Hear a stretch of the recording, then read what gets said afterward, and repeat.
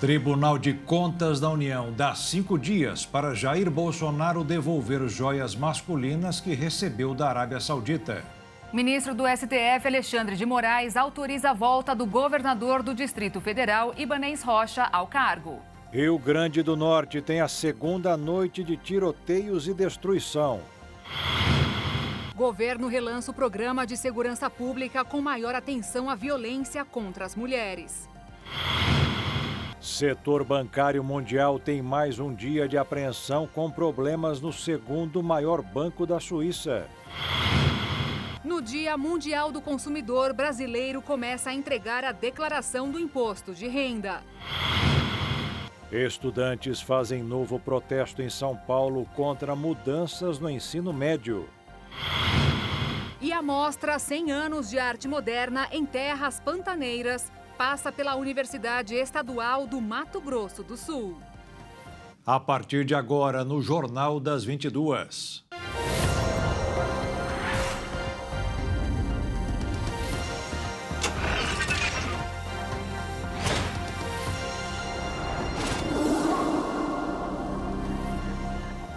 Olá, boa noite. Boa noite. O Rio Grande do Norte teve a segunda noite de violência. A capital Natal e outras 7 cidades sofreram com incêndios e ataques com armas de fogo. Um dos suspeitos de encabeçar a ação morreu após confronto com a polícia.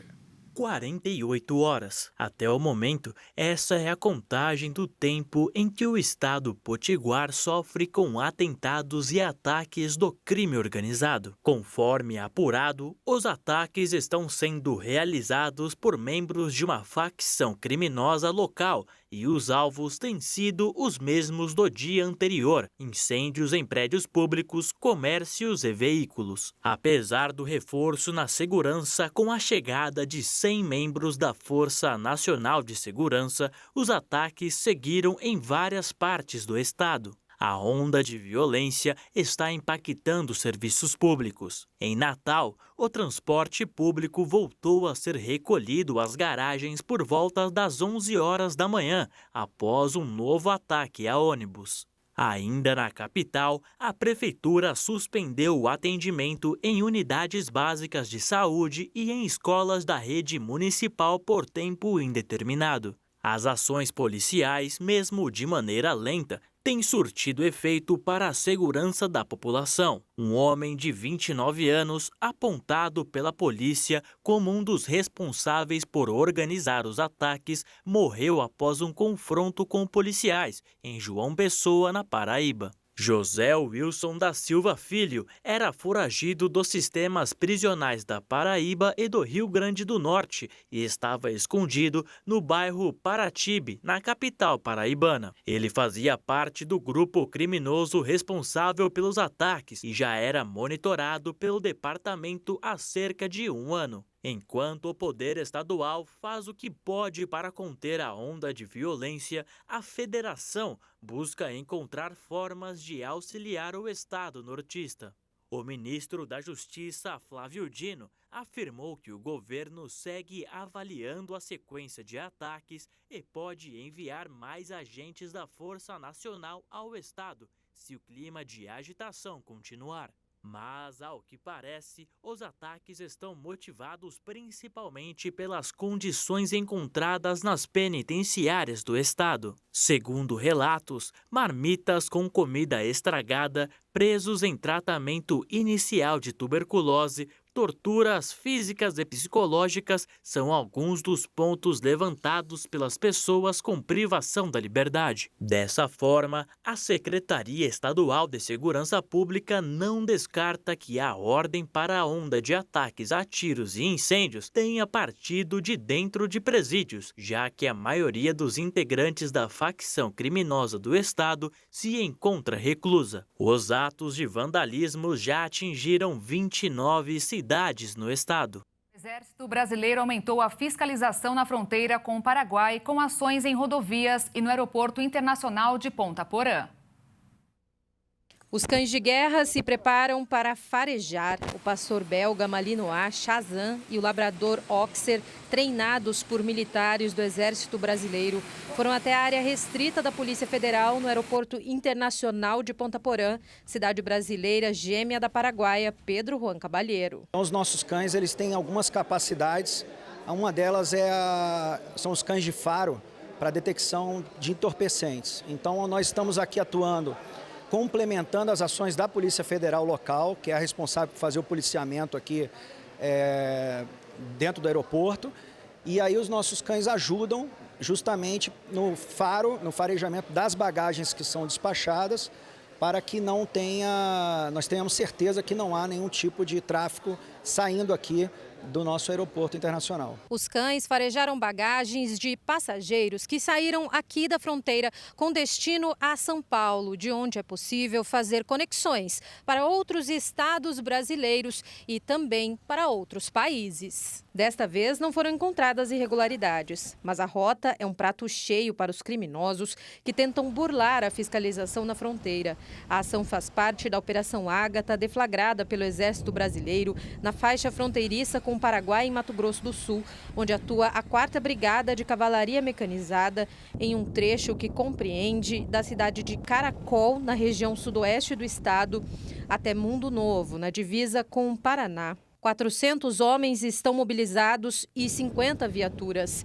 São montadas barreiras em rodovias e estradas vicinais, definidas a partir de um trabalho do Serviço de Inteligência do Exército. O trabalho de inteligência ele é muito importante e é o que baliza as nossas operações. Então, quando nós vamos para o terreno, nós fazemos as operações baseadas naquilo que a inteligência levantou. Nosso objetivo é combater os crimes transfronteiriços e também os crimes ambientais.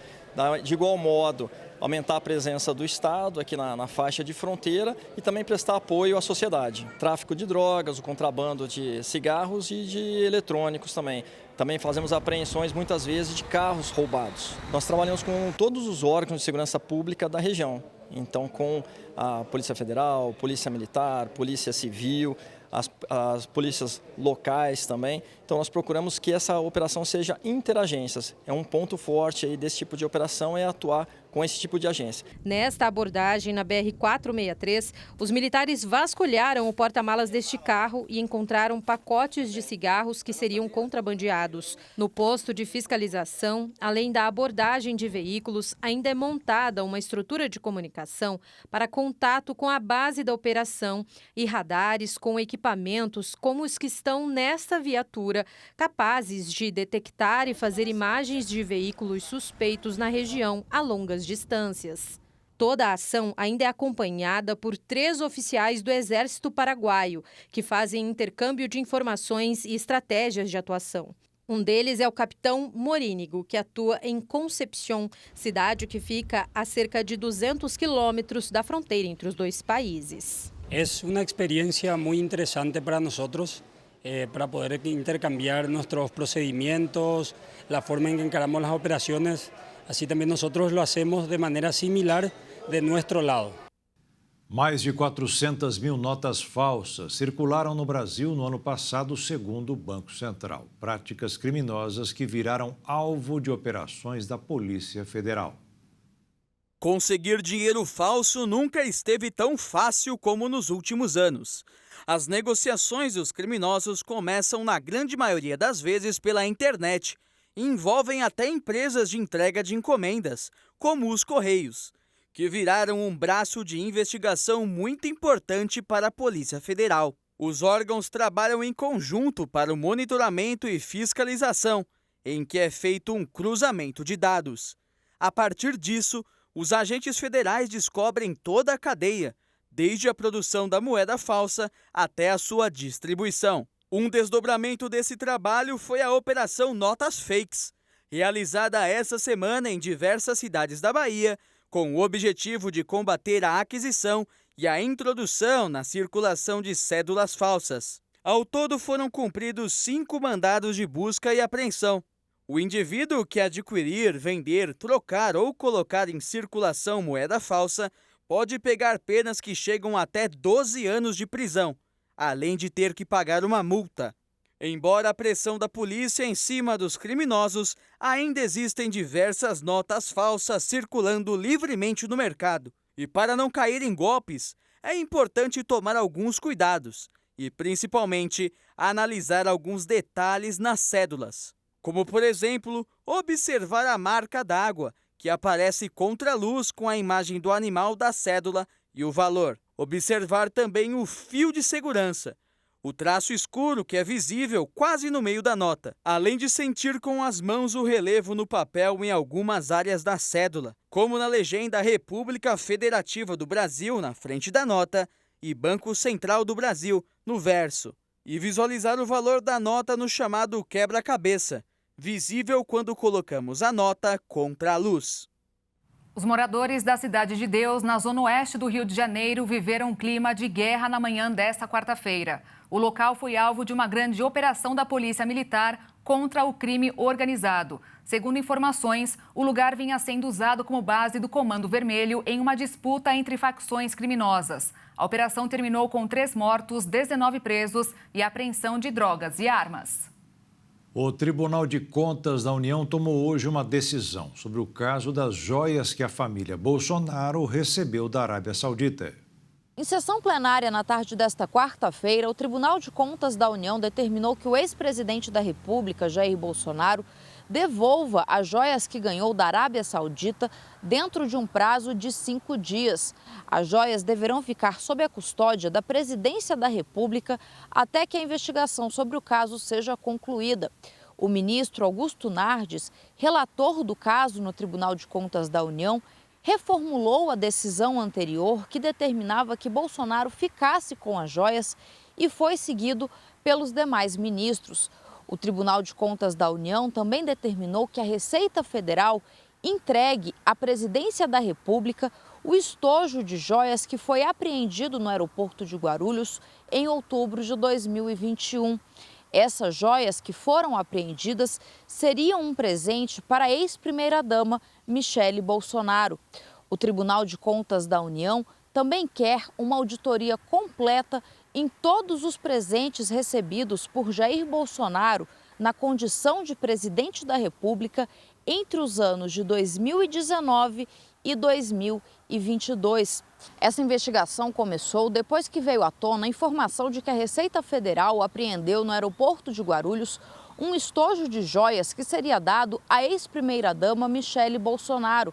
Essas joias foram trazidas ao Brasil pelo então ministro de Minas e Energia, Bento Albuquerque, após uma viagem oficial à Arábia Saudita. Além das joias avaliadas em mais de 16 milhões de reais que foram apreendidas, um segundo conjunto de joias entrou no Brasil de forma ilegal, segundo a Receita Federal. Este conjunto, com relógio, caneta e abotoaduras, foi entregue ao então presidente da República, Jair Bolsonaro. Bolsonaro admitiu que recebeu este presente e incorporou ao patrimônio pessoal. O caso está sob investigação. De Brasília, Jaqueline Fonseca. E veja a seguir, setor bancário mundial tem mais um dia de apreensão com problemas no segundo maior banco suíço. E veja também, no Dia Mundial do Consumidor, brasileiro começa a entregar a declaração do imposto de renda.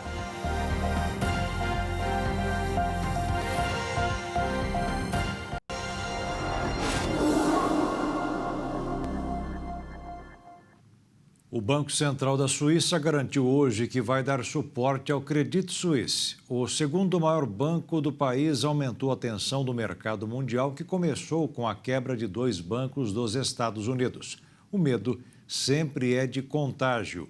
Nesta quarta-feira, as ações do Credit despencaram quase 25%. Terminaram o dia valendo menos do que uma barra de chocolate suíço e arrastaram as bolsas de valores do mundo inteiro. O problema começou ontem à noite. Depois de saques volumosos de clientes, a direção do banco informou que encontrou problemas nos balanços dos últimos 2 anos. Nada anormal para uma instituição que, como várias outras, não se recuperaram completamente da crise global de 2008. Para piorar, o Banco Nacional da Arábia Saudita, que tem 10% de participação no capital do Credit Suisse, disse que não vai aumentar a sua participação no negócio. O ministro da Fazenda, Fernando Haddad, disse hoje à tarde que a situação está sendo monitorada pela equipe econômica. Garantiu que está em contato permanente com o presidente do Banco Central, Roberto Campos Neto.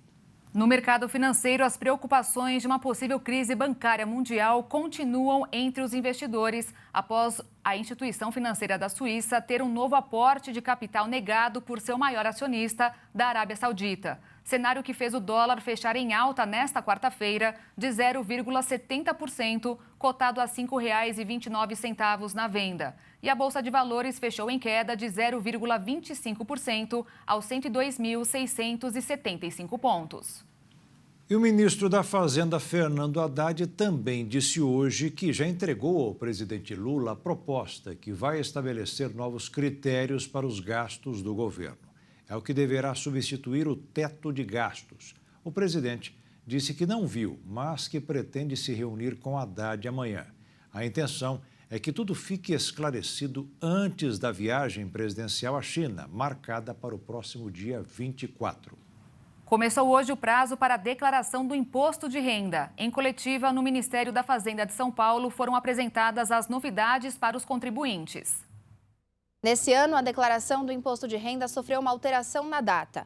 Começou nesta quarta-feira, no dia 15 de março, e o prazo vai até o dia 31 de maio. E essa mudança se deu por conta de uma novidade, a declaração pré-preenchida. Essa declaração, esse tipo de preenchimento já existe desde 2014 e ganhou força agora em 2023. A grande novidade para esse ano, além da pré-preenchida, é eu posso autorizar uma terceira pessoa para fazer minha declaração de imposto de renda utilizando a declaração pré-preenchida, tá bom? Essa nova funcionalidade, ela está disponível apenas lá no meu imposto de renda, que é aquele que eu faço no app ou direto no site da Receita Federal. Ele não está disponível naquele PGD, no programa gerador que eu baixo no meu computador, tá?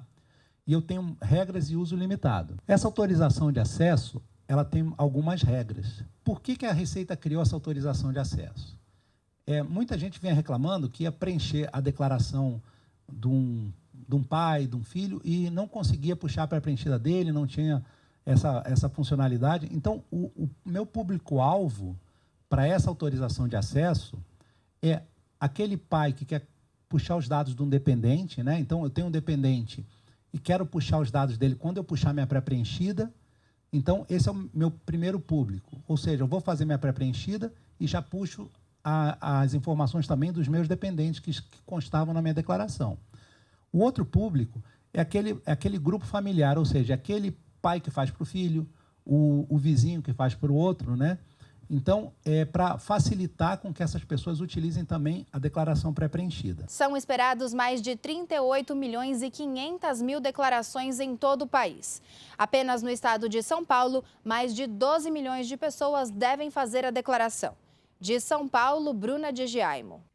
A cada 4 brasileiros adultos, 1 está negativado. A inadimplência no Brasil voltou a crescer em fevereiro e atinge 65 milhões e 45 mil pessoas.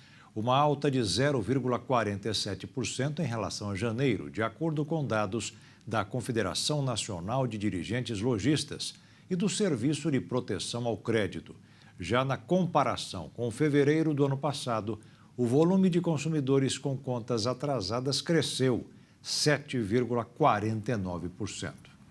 Nesta quarta-feira, Dia Mundial do Consumidor, foi lançada pela Federação Nacional de Saúde Suplementar a campanha Saúde Sem Fraude. O objetivo da entidade é alertar sobre o crescimento de golpes durante a pandemia e os prejuízos com as más práticas.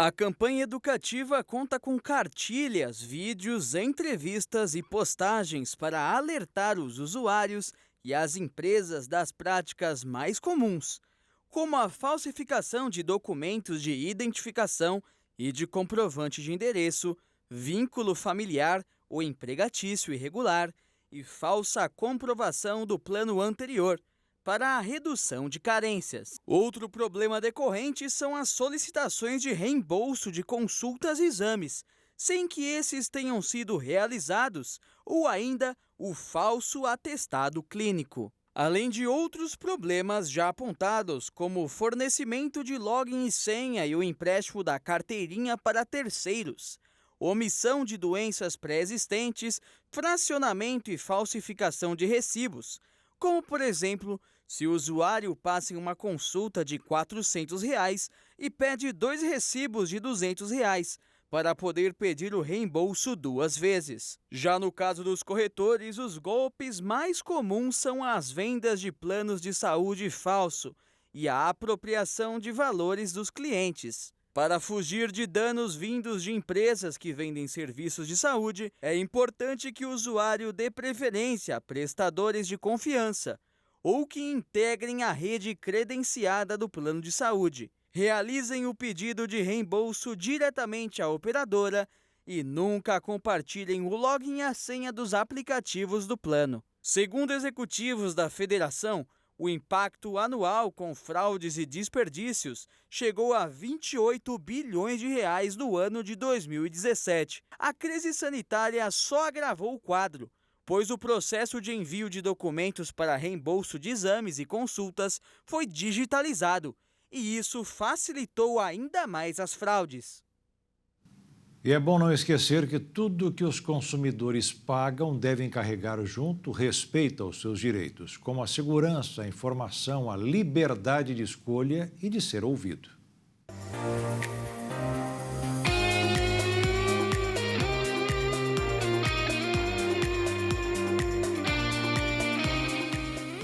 Dia Mundial do Consumidor, uma data criada pelo presidente americano John Kennedy para enaltecer os direitos e deveres daqueles que estão a todo tempo consumindo algo. No mundo moderno, até quem não tem poder de compra é consumidor.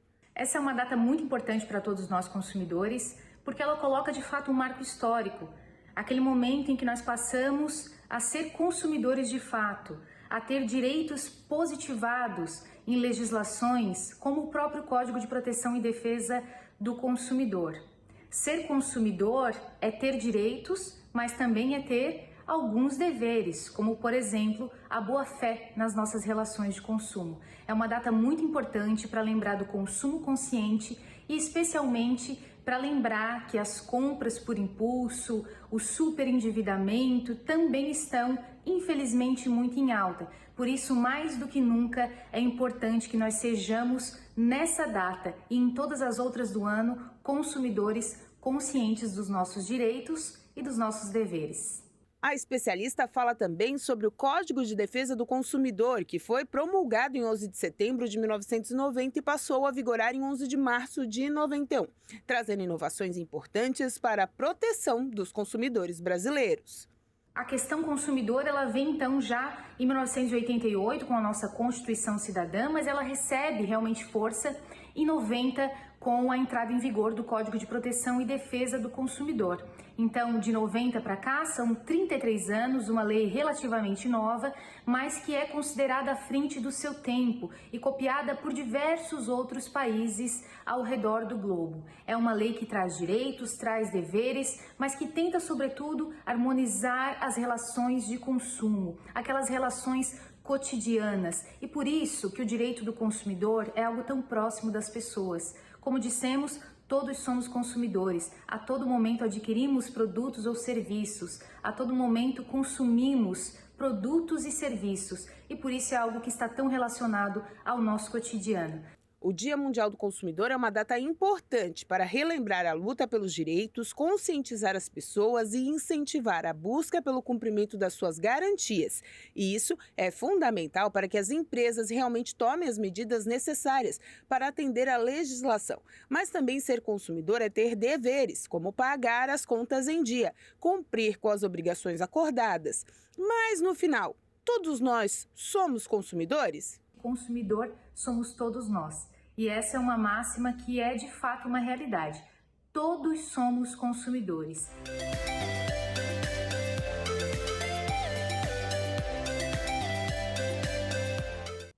E a seguir, ministro do STF, Alexandre de Moraes, autoriza a volta do governador do Distrito Federal, Ibanez Rocha, ao cargo. E o governo relança o programa de segurança pública com maior atenção à violência contra as mulheres.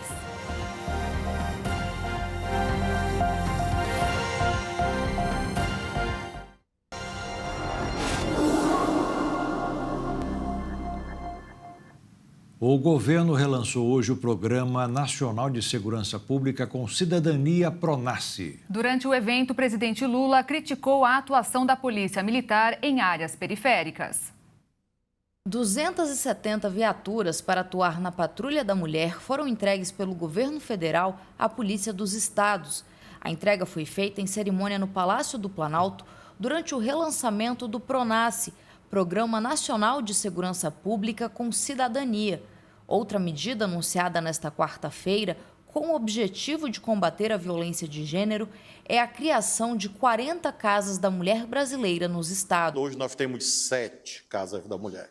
Portanto, o senhor presidente da República vai entregar praticamente 5 vezes mais casas da mulher, que são espaços de integração do Estado com a sociedade civil para combater a violência, especialmente contra as mulheres. No evento, o ministro da Justiça e Segurança Pública, Flávio Dino, destacou que as ações do governo devem fortalecer a população mais pobre para reduzir a violência na sociedade. Segurança pública é algo social. Segurança pública não é apenas lei e ordem democrática.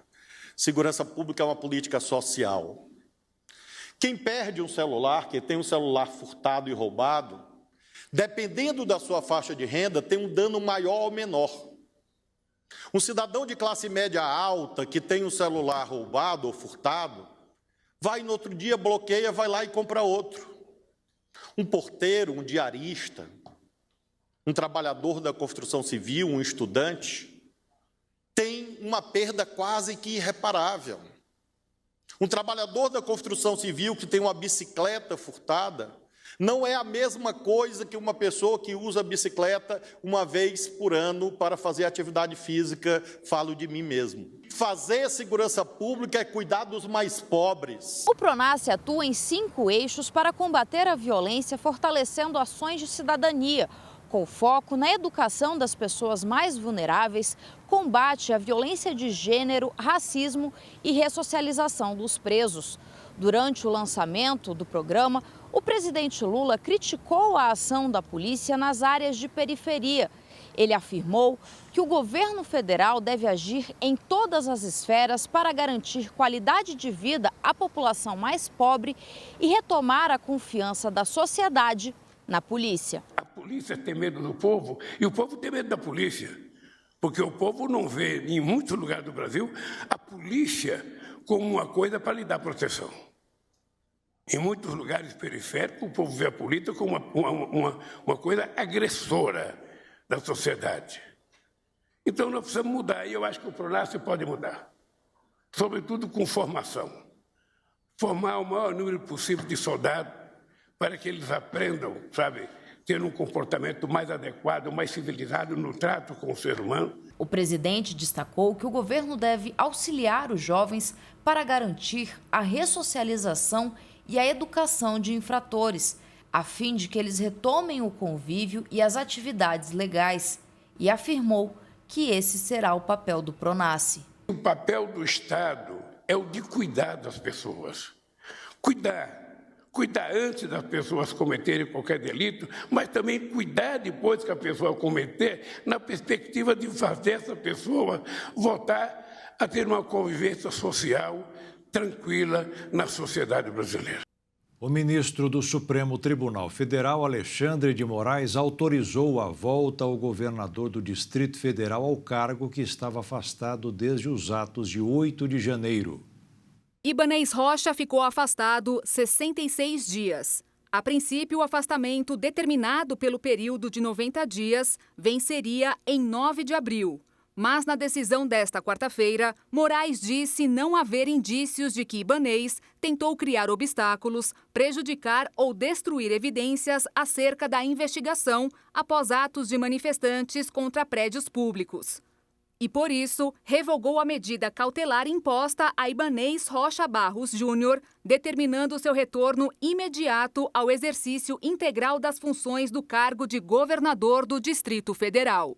O ministro ainda disse que o inquérito seguirá seu curso regular e que o afastamento de Ibanez volta a ser decretado caso haja razões que a justifiquem. Após os atos de 8 de janeiro, tanto Ibanez Rocha, do MDB, como o ex-secretário executivo da Segurança Pública do Distrito Federal, Fernando Oliveira, o ex-ministro Anderson Torres, que era o secretário de Segurança do DF na data, e o coronel Fábio Augusto Vieira, ex-comandante-geral da Polícia Militar do DF, se tornaram alvos de um inquérito do Ministério Público Federal que apurava se autoridades do DF se omitiram durante o ocorrido. No dia 20 de janeiro, a Polícia Federal cumpriu 5 mandados de busca e apreensão contra o governador afastado do DF. A operação foi em busca de provas para instruir essa investigação. Na época, o ministro Alexandre de Moraes disse que houve omissão e conivência de diversas autoridades da área de segurança e inteligência. Em depoimento à PF, Ibanez afirmou acreditar que houve algum tipo de sabotagem na atuação das forças de segurança do DF. Afirmou ainda que a responsabilidade de garantir a segurança na capital federal era integralmente da Secretaria de Segurança, chefiada por Anderson Torres, que foi exonerado do cargo por ele logo após os atos. E acrescentou que foi absolutamente surpreendido com a falta da resistência exigida para a gravidade da situação por parte da PMDF. Neste tempo de afastamento, quem assumiu o governo do Distrito Federal foi a vice Celina Leão, do PP. Segundo a PGR, os elementos reunidos até o momento no âmbito da apuração não permitem inferir que o retorno de Ibanez Rocha ao cargo de governador impeça o curso da colheita de provas, obstrua as investigações em andamento, coloque em risco a ordem pública ou a aplicação da lei penal. Foram empossados hoje na Assembleia Legislativa de São Paulo os 94 deputados estaduais eleitos em 2022. O Parlamento Paulista teve uma renovação de 41,4% dos parlamentares.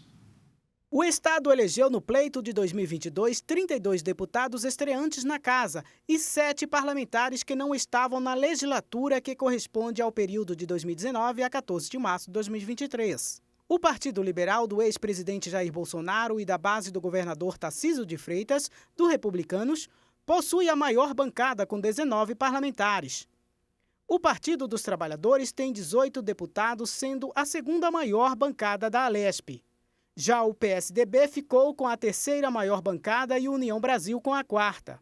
O deputado estadual Daniel Soares, reeleito em 2022, foi um dos empossados para essa nova legislatura. O partido do PSDB deixou a presidência da Casa após 28 anos no comando. O consenso entre os parlamentares eleitos e reeleitos elegeu o deputado estadual André do Prado, do PL, para presidente da Casa.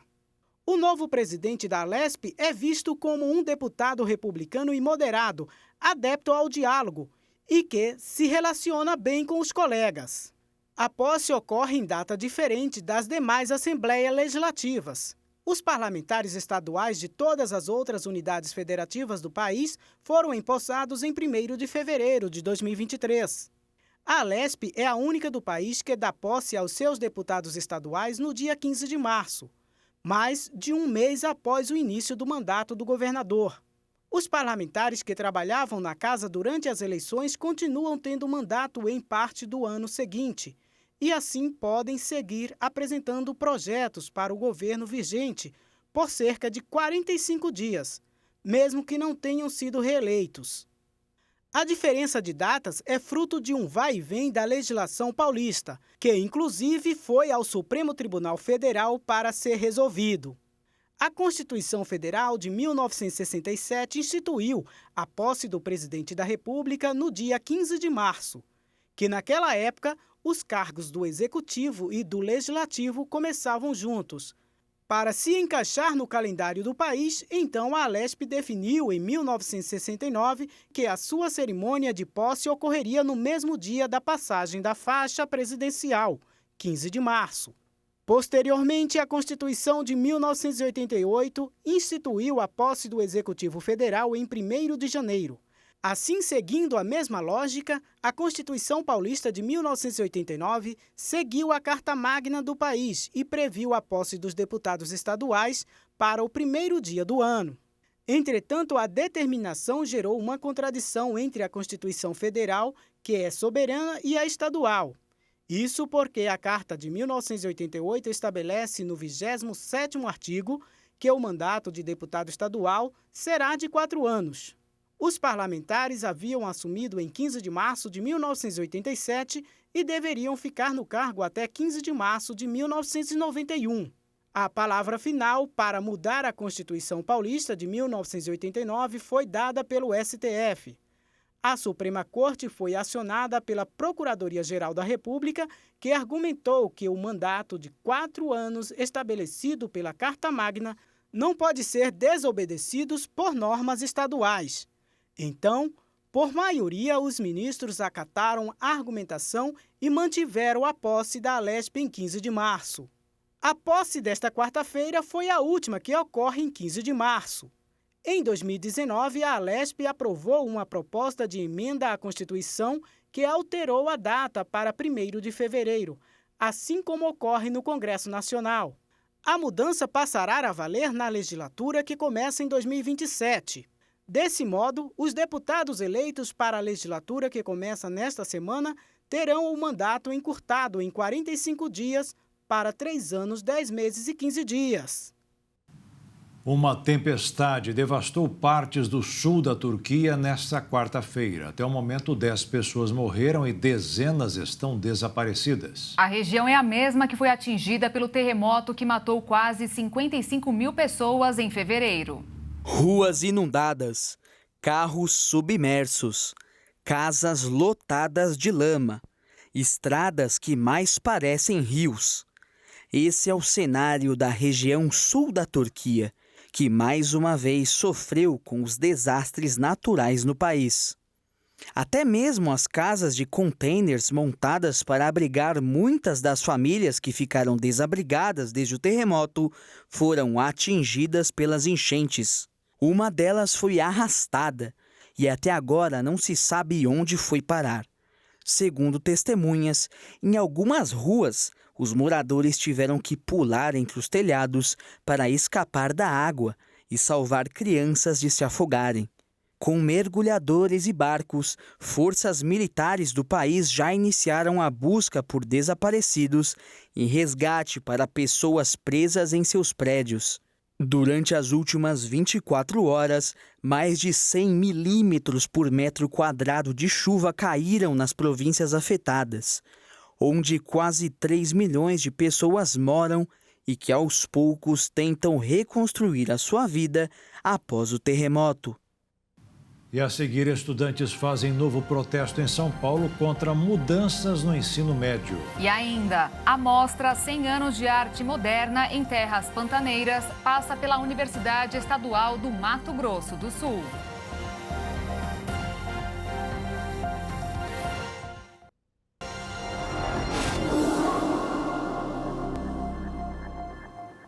Estudantes contrários ao novo ensino médio realizaram protesto nesta quarta-feira na Avenida Paulista, na cidade de São Paulo, pedindo a revogação do modelo atual ao governo Lula. Os atos foram marcados também em pelo menos outras 55 cidades do país.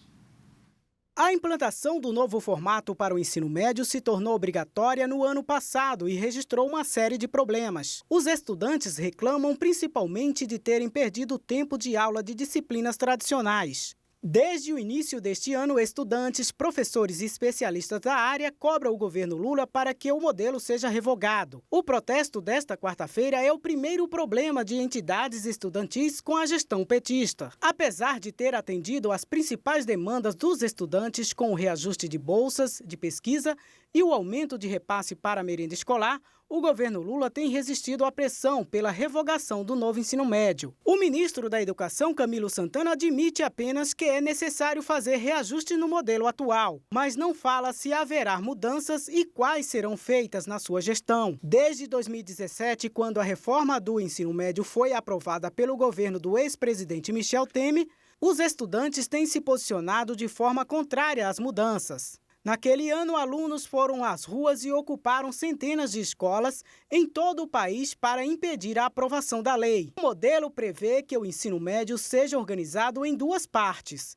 Assim, 60% da carga horária dos 3 anos é obrigatória a todos os estudantes, com as disciplinas regulares. Outros 40% são destinados às disciplinas optativas, dentro de grandes áreas do conhecimento, os chamados itinerários formativos. Os alunos dizem que a redução de aulas das disciplinas regulares precarizou ainda mais o ensino. No lugar das disciplinas regulares, alunos contam que têm aulas, por exemplo, de gírias das redes sociais e criação de personagens. Para os estudantes, são aulas que não ensinam nada e não acrescentam nada.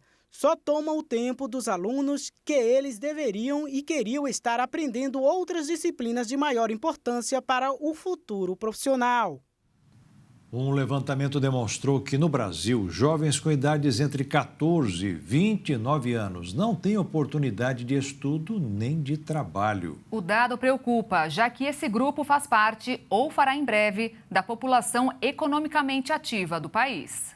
Esse dado foi demonstrado no levantamento chamado de Futuro do Mundo do Trabalho para as Juventudes Brasileiras.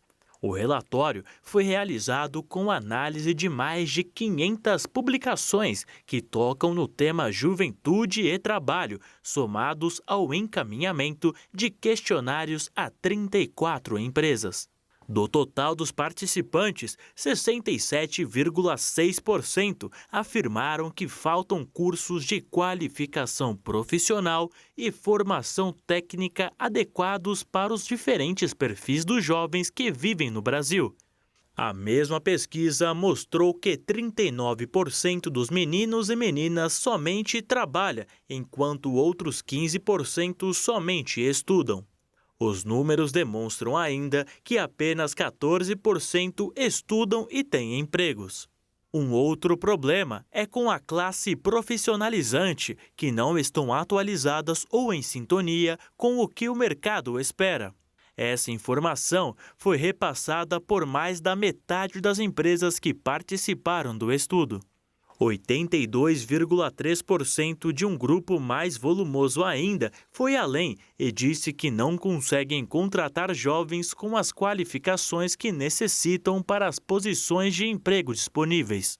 Dessa forma, as organizações responsáveis pelo relatório sugerem que as posições de trabalho sigam uma agenda que mire nas áreas de tecnologia, preservação do meio ambiente, cuidados além de cultura, criatividade e nas áreas de consumo.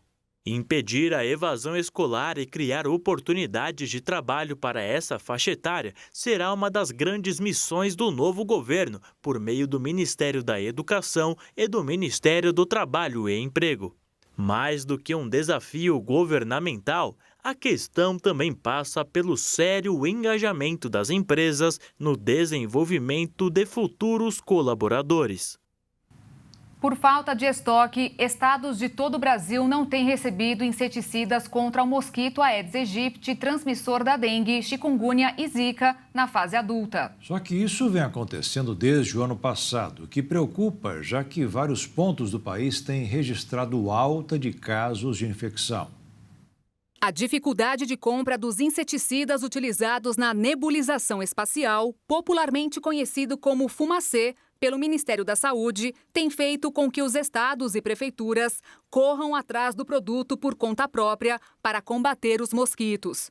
Segundo a Agência Nacional de Vigilância Sanitária, a situação de 4 estados onde há condições climáticas mais favoráveis à reprodução preocupam mais: Espírito Santo, Minas Gerais, Tocantins e Santa Catarina.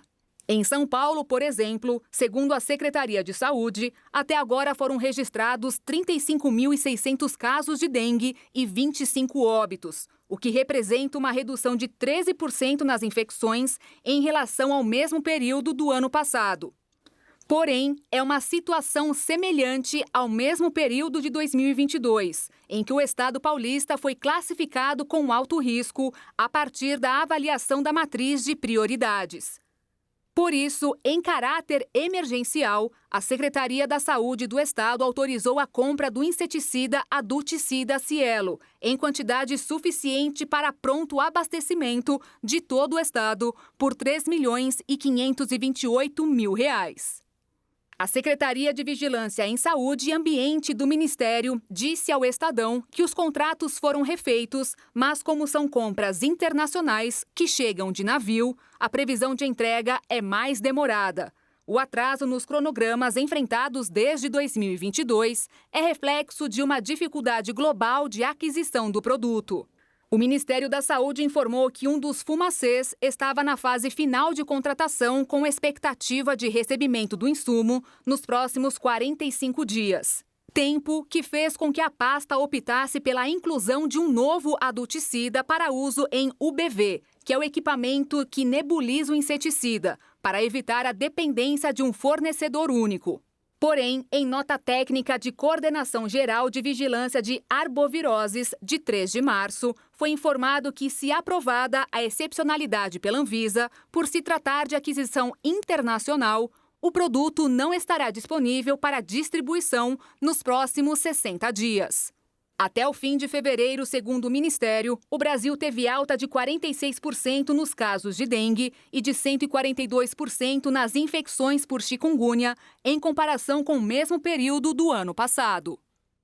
A Conmebol divulgou hoje a tabela das eliminatórias da América do Sul para a próxima Copa do Mundo. O Brasil vai estrear em setembro contra a Bolívia, ainda sem data marcada. No mesmo mês, vai enfrentar o Peru. Para disputar os jogos, que serão realizados no Canadá, México e Estados Unidos, o continente terá 6 vagas diretas. O 7º colocado vai disputar uma repescagem. A Universidade Estadual de Mato Grosso do Sul recebeu a mostra 100 anos de Semana de Arte Moderna em Terras Pantaneiras, que passará por 7 cidades do estado. O modernismo foi um movimento artístico e cultural de grande importância para o Brasil. Em fevereiro de 1922, no famoso Teatro Municipal de São Paulo, intelectuais e artistas ligados à elite cafeicultora paulista se reuniram para apresentar uma arte que tinha como objetivo romper com os padrões artísticos vigentes até então. O evento ficou conhecido como Semana da Arte Moderna. E, em comemoração, a Universidade Estadual de Mato Grosso do Sul recebeu o projeto 100 anos da Semana da Arte Moderna em Terras Pantaneiras, que passará por 7 cidades do estado. A Semana de Arte Moderna, a Semana 22, é um marco nas nossas artes, né? E, de fato, foi um momento fecundo, que a gente tinha grandes artistas, assim, músicos, pintores, poetas, trabalhando lado a lado, né? Então, com o advento aí dos 100 anos da Semana 22, né, agora é 2022, a gente achou que era hora de falar disso aqui no Mato Grosso do Sul de uma forma artística, né? Então a gente reuniu algumas das principais telas do movimento, a gente reuniu alguma arte pré-modernista para conseguir entender a mudança estética que ocorreu e as poesias importantes, as canções que marcaram a época, e Vila Lobos e Manuel Bandeira, são parcerias assim, que marcaram a época do modernismo, né? O projeto foi proposto pelo produtor Bruno Passos, financiado pelo FIC-MS 2021 da Fundação de Cultura de Mato Grosso do Sul, proporcionando um ambiente musical, plástico e literário da Semana de 22, por meio de recitais de canto e violão, com recursos audiovisuais e exposições de quadros. E mais, uma demonstração de como o modernismo impactou o estado de Mato Grosso do Sul. Vou dar 2 exemplos, assim. O primeiro é o nosso hino. Nosso hino é composto por Radamés Inhata ali. O Inhata é um grande músico modernista, assim, ligado ao nacionalismo modernista, né? E um cara ligado também à música popular urbana lá do Rio de Janeiro. Ele é gaúcho, mas viveu no Rio muito tempo. E foi o compositor escolhido para escrever nosso hino. E nosso hino é muito especial por isso, né? Ele é uma canção que emenda numa marcha. Ele tem 2 momentos distintos, né? E isso, eu fiz um arranjo para violão solo para caracterizar esse aspecto assim, mais lírico dele. O Manuel de Barros, ele guarda esse tom, uma certa ironia, né, herdado do modernismo, ele guarda esse gosto pela terra, já a criação de de um léxico próprio, assim, um campo semântico muito distinto dos outros poetas aqui do estado. E você pode fazer um paralelo com Guimarães Rosa, que é um grande modernista aí, né?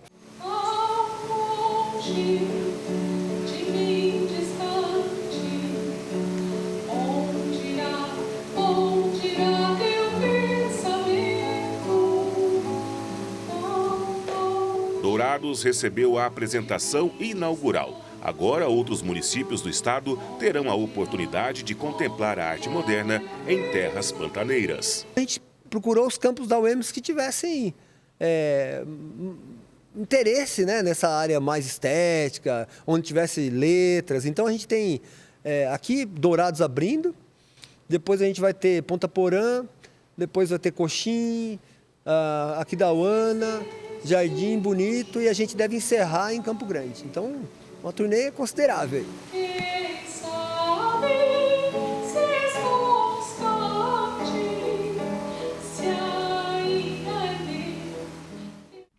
E o Jornal das 22 termina aqui. Obrigada pela sua companhia, um ótimo fim de noite para você e até amanhã. Boa noite, fique na paz. Tchau.